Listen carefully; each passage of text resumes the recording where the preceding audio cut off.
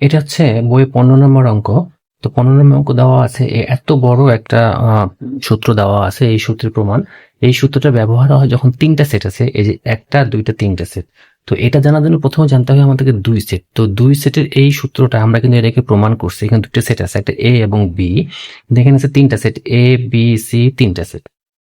তো এই তিনটা সেটের এই প্রমাণটা সম্পূর্ণ এটা দিয়েই করতে হবে।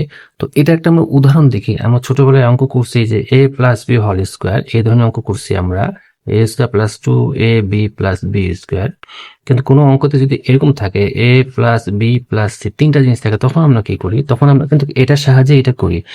এখানে যে কোনো দুইটাকে a মনে করি, আর যে কোনো একটাকে আমরা বি মনে করে অঙ্কটা এটা দিয়ে করি। ঠিক একই রকম ভাবে এখানেও যে কোনো দুইটাকে আমাদের এ মনে করতে হবে এবং যে কোনো একটাকে বি মনে করতে হবে। তাহলে এই দুই সেটের সূত্রটা আমরা দেখে নিই। N of A, N of B minus N of A intersection B.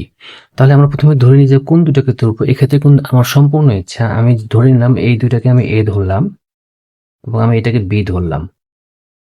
তাহলে যদি আমরা বাম পক্ষ থেকে অঙ্কটা করা শুরু করি, তাহলে বাম পক্ষ,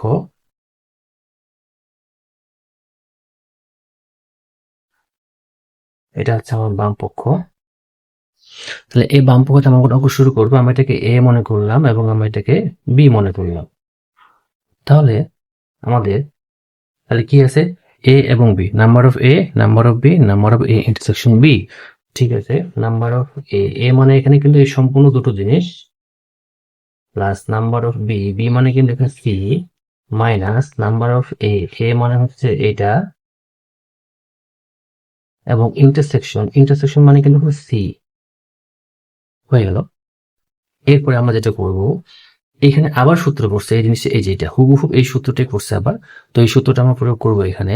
সূত্রটা প্রয়োগ করার সময় নতুন কিছুই করতে হবে না। এখানে যেমন এ বি আছে, তাহলে এখানেও এ বি আছে। তাহলে number of A plus number of B minus number of A intersection B. আর আমাদের নাম্বার অফ সি থাকে যাবে, এটা কোনো কাজ নাই আসলে, মাইনাস। এখানে এইটা কিন্তু একটা বন্টন সূত্র। এর আগে ভিডিওতে আমরা দেখছিলাম বন্টন সূত্র কিভাবে কাজ করে। তো আমরা বন্টন সূত্রটা লিখে দিই এখানে। তাহলে এর সঙ্গে সি একবার এবং এর বি এর সঙ্গে সি একবার। এটা হচ্ছে বন্টন সূত্র, মাঝখানে চিহ্নটা এখানে চলে আসবে। আচ্ছা, আমাদের এদিকে আর কোনো কাজ নেই, আমার আসল কাজ এখন এইখানে। এখানে খেয়াল করি আবার, আবার যদি এটাকে আমরা এ মনে করি এবং সম্পূর্ণটাকে যদি আমরা বি মনে করি, আবার কিন্তু A union B, A union B সূত্র পড়ছে। ঠিক একই রকম ভাবে এই অঙ্কগুলো যখন চারটা রাশি থাকে, যেমন দুইটা রাশির ক্ষেত্রে, তিন রাশির ক্ষেত্রে, চার রাশির ক্ষেত্রে, এখানে চারটা রাশি, যে কোনো দুইটাকে এ ধরছি, যে কোনো দুইটাকে বি ধরছি, আবার সূত্র পড়বে এই সূত্রটা। তাহলে এই পর্যন্ত আমাদের কোনো কাজ নাই, আসলে এই পর্যন্ত ওইটাই থাকবে। আমাদের আসল কাজ হচ্ছে এইখানে। তাহলে মাইনাস মানে কি, এ বি, এ বি, তাহলে A B, A intersection B.